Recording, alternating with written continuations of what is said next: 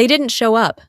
When my name was called at graduation, I walked the stage alone, clutching the diploma I had bled for, only to find two empty chairs where my family should have been. That's when I learned what I truly meant to them. My name is Antoinette Graves, and this is how everything began. The heavy oak doors groaned shut behind me, sealing the room with a sound that echoed like a verdict. Every step I took reverberated against the stone floor, pulling me deeper into a chamber where silence pressed as heavy as the marble columns. Light from the high ceiling fell in sharp angles, carving shadows across the rows of benches lined up as if awaiting a ceremony. At the very front, my father adjusted his tie with the practiced air of a man who believed appearances could bend reality. My mother sat rigid beside him, her painted face perfectly composed, lips pressed so tight they looked as though they might crack. And next to them was Michael, leaning close, whispering something that made both of them nod with cool assurance. They looked like the embodiment of wealth and power, ready to stage another performance before an audience that had never glimpsed the truth. They hadn't seen me yet, not really. To them, I was still a shadow somewhere at the back of the room, too small to matter. They couldn't imagine that here, under these lights. It was their masks that were about to slip. When the clerk read the case aloud, their attorney rose first, smooth and confident, rehearsed in his poise. But I rose as well. The sharp cadence of my shoes cut through the hush like a drumbeat. I moved down the aisle with deliberate calm, my leather case striking the defense table with a solid thud. Drawing a breath, I lifted my head and spoke with steady clarity. "Counsel for the defendant, Antoinette Graves." The room froze. My mother's eyes widened, mascara trembling. My father's jaw clenched. Michael turned to stare, as if the ghost of the sister he had long forgotten had just walked into the light. And in that instant, I knew. The real battle had only just begun. I used to wish I could remember my childhood with warmth, but what comes back are only fractures and bruises you can't see. In the big house outside Denver, every story, every proud glance, was reserved for Michael. He was the golden child, the one bathed in light, the night of my high school graduation. I walked across the stage with my heart pounding, searching the crowd for familiar faces. The row-marked Graves family sat empty. My smile wavered, but I forced it back as I shook the principal's hand, diploma clutched tight in my palm. By the time my parents finally arrived near the end, they brushed it off with a breezy excuse, traffic. That evening, I held on to a fragile hope that maybe there would be a dinner, some moment, just for me. But as I sat at the table, my father raised his glass, not for me, but for Michael. "We have wonderful news. Michael will be going to Europe before college. An early gift." My mother clapped. My brother beamed, and I sat frozen, fork trembling in my hand. That was the night I understood. Nothing I did would ever be enough. My victories were shadows, his were headlines. In the days that followed, my mother's whispers burned into me. "Just act normal, Antoinette." To her, I was always too much, too direct, too restless, too different. Every word boxed me tighter into a space I didn't fit, a reminder that in my own home, I was never allowed to simply be. It happened on an ordinary evening. I was hunched over a stack of military brochures, studying requirements, weighing a path that felt like my only way out. My father stormed in, snatching the papers from my hands. "The Army? Who do you think you are?" His voice cut like glass. My mother burst into tears, not from fear for me, but from dread of neighborhood gossip. I steadied my breath, looked him in the eye, and said, slow and deliberate, "I've enlisted. 6 weeks from now, I leave for training." The room erupted. My father shouted, face red with fury. "You've disgraced this family!" He dragged a suitcase out, stuffed in a few clothes, and hurled it onto the porch. My mother stayed silent, eyes fixed on the floor. The door slammed shut behind me with a finality that echoed like a sentence passed. At 19, I stood alone in the dark with nothing but a small suitcase. The night was cold. but the rejection burned hotter than the chill in the air. Then, a car pulled up. Dignified and calm, Aunt Margaret stepped out. She placed a worn fountain pen into my hand, her grip firm around mine. "Antoinette, you don't need their approval. Live with integrity. Use this pen only to sign for things that matter. One day, you'll understand." I walked away without looking back. Denver's night was sharp and unforgiving, but inside me, a fire caught that nothing could extinguish. The civil trial opened with a confidence so thick it practically gleamed off my parents' skin. They sat in the front row. Harold leaning back with the easy arrogance of a man convinced the system bent for him. Beatrice composed in her immaculate dress, her chin lifted like royalty surveying loyal subjects. Their attorney, dressed in a flawless Italian suit, carried himself with the swagger of someone who had never been told no, his voice smooth and calculated as he addressed the court. He spoke as if the outcome were already sealed, as if wealth and posture alone could purchase truth. I waited. When his practiced cadence faded, I stood. The measured strike of my shoes cracked against the floor, each step deliberate, each echo slicing the hush in the courtroom. My case thudded onto the opposite table, the latch snapping open with a decisive click. Pages slid out, hard evidence laid bare, forged contracts, altered tax records, sworn statements from tenants they had threatened into silence. My father's expression darkened, his jaw tightening as if the words were iron shackles. My mother's lips trembled, though she pressed them tighter, mascaraed lashes fluttering as though to deny her fear. Even Michael leaned toward them, whispering, his voice sharp but unsteady. For the first time, I saw uncertainty flicker in their eyes. When the judge nodded and admitted the evidence, I caught my mother's glance toward my father, panic flashing across her polished mask. Their fortress of pride had cracked. That evening, they came to my hotel. My father's voice was low, venomous. "You've shamed us. Blood doesn't betray blood." My mother leaned in, her tone sweet as poison. "Win today if you like, but you don't know the real game." Later that night, a knock pulled me from my thoughts. An old man stood at my door, his hands trembling as he held out a sealed envelope.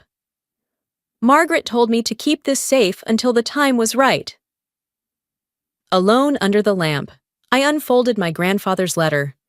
The ink wavered, but the words cut sharp. "If you're reading this, know that I never trusted Harold. There's a darkness in him. If the truth is ever buried, look to what they fear most, losing money." The final line trailed off mid-sentence. "Their nature is darker than you imagine."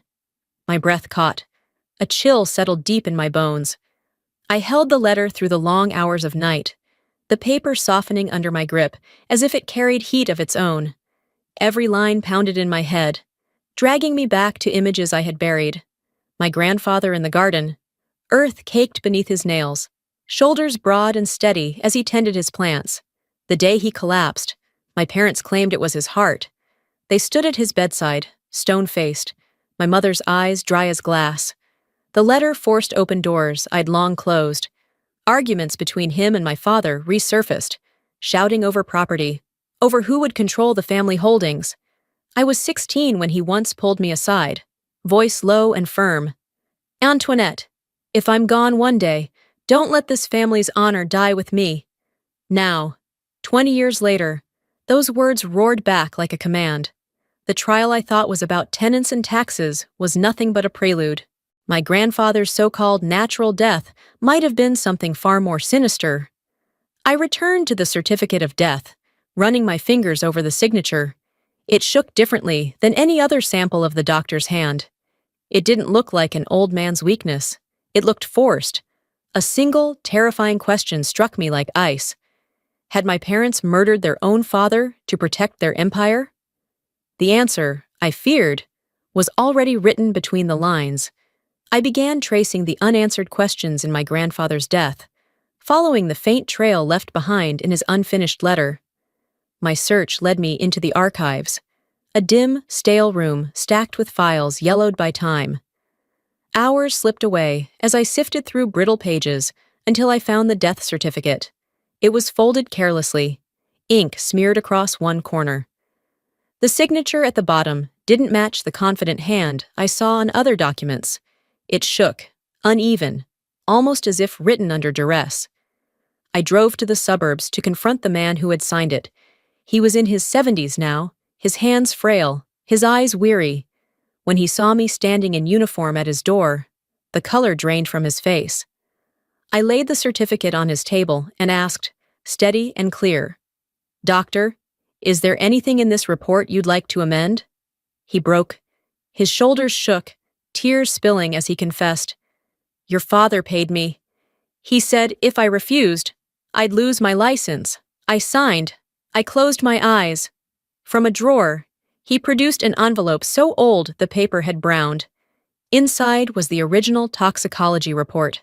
Across the page in stark black letters, "Dioxin levels, lethal."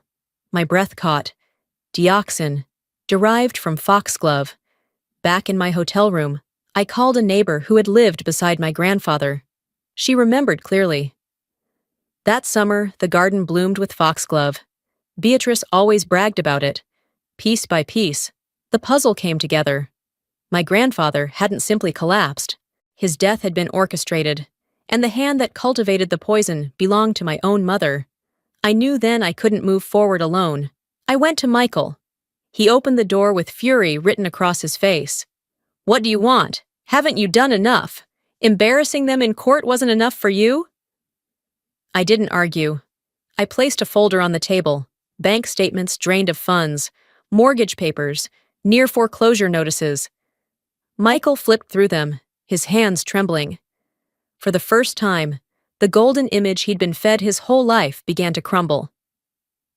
"All of it was a lie?" he whispered. I nodded.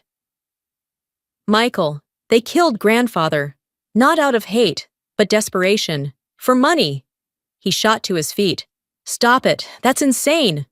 Yet his voice cracked, betraying the doubt that gnawed at him. I left a small USB behind, recordings of the doctor's confession and the toxicology report. That night, I lay awake in silence, waiting. Near midnight, my phone buzzed. His voice was barely audible, shaken. "I found something. Meet me." In a deserted parking lot, he pulled a worn, leather-bound notebook from his coat. His hands shook as he opened it. The first pages were innocent, gardening notes, fertilizer, sunlight. But then the writing shifted, smaller, meticulous, chillingly clinical, precise steps for extracting poison from foxglove. Dosages calculated for a man of my grandfather's age and weight. On the last page, the date of his death. One line, deliberate and cold. "Mission accomplished. We can begin again." I stared at the familiar loops of my mother's hand, a wave of nausea rising. Every doubt, every fragile hope that maybe I was wrong, died in that moment. My parents were not merely greedy. They were murderers. They fell in handcuffs under crystal chandeliers. At the gala in downtown Denver, champagne still fizzed in glasses when the police pushed through the crowd. Gasps rippled as my parents, Harold and Beatrice Graves, were pulled from the center of the ballroom. The metallic snap of cuffs echoed louder than any toast, shattering the illusion of grandeur they had polished for decades. From across the room, I watched. There was no triumph in me, only the weight of inevitability pressing down. The courtroom swelled weeks later, every seat filled, whispers running like electricity through the gallery. The district attorney rose first, his voice ringing with authority. "We will prove that James Graves did not die of natural causes, but of a murder fueled by greed." When my name was called, I took the stand. My testimony was precise, deliberate, each fact delivered like a blade. The doctor's admission of bribery, the toxicology report showing lethal levels of dioxin, the financial records that revealed desperation beneath their facade. The words sliced through the silence until it seemed the very walls absorbed their weight. Then Michael stepped forward. His hands trembled, but his voice did not falter as he described the leather-bound journal hidden in the attic. The prosecutor displayed it on the screen. Lines of careful handwriting filled the room. culminating in a single chilling phrase. Mission accomplished. We can begin again. The air collapsed into silence. My father bowed his head, color draining from his face. My mother's eyes emptied, her painted composure stripped bare. For the first time in my life, they had no words. 3 weeks of testimony had carved me raw, each day stretching longer than the last. Yet when the jury filed back in, time seemed to collapse into a single, suffocating moment. Every seat in the courtroom was filled. The gallery hushed to the point that the shuffling of papers sounded like thunder. I studied the faces of the 12 jurors, searching for a hint of what they carried in their deliberations. The clerk rose, voice steady but heavy with the weight of what was about to be spoken. Harold Graves. Guilty. Accomplice to first-degree murder. Financial fraud. Obstruction of justice. The words cut through the stillness like a bell tolling. My father, once the immovable figure of authority in our home, flinched. His shoulders sagged as if a lifetime of arrogance had drained out of him all at once. The clerk continued. Beatrice Graves, guilty, principal in first-degree murder. A murmur swelled, then died in the room's restrained gravity. The judge leaned forward, his voice low but resolute. Life imprisonment without the possibility of parole. My mother exploded from her chair, her composure shattering at last. You destroyed this family, Antoinette! She screamed, the polished veneer of years peeling away to reveal nothing but venom. I did not rise to meet her rage. I held my ground, spine rigid, voice calm but unyielding. No, you destroyed it when you chose greed over love. The silence that followed was heavier than her outburst, echoing longer than her words. The bailiffs moved in. Chains clinked as they led my parents away, their figures shrinking into something smaller, less terrifying, almost pitiful. I watched without triumph, only the hollow ache of justice fulfilled. There was no undoing what had been done. When it was over, the court appointed Michael and me the sole heirs. The estate was sprawling, properties, bank accounts, investments. For a moment, the enormity of it pressed on us both.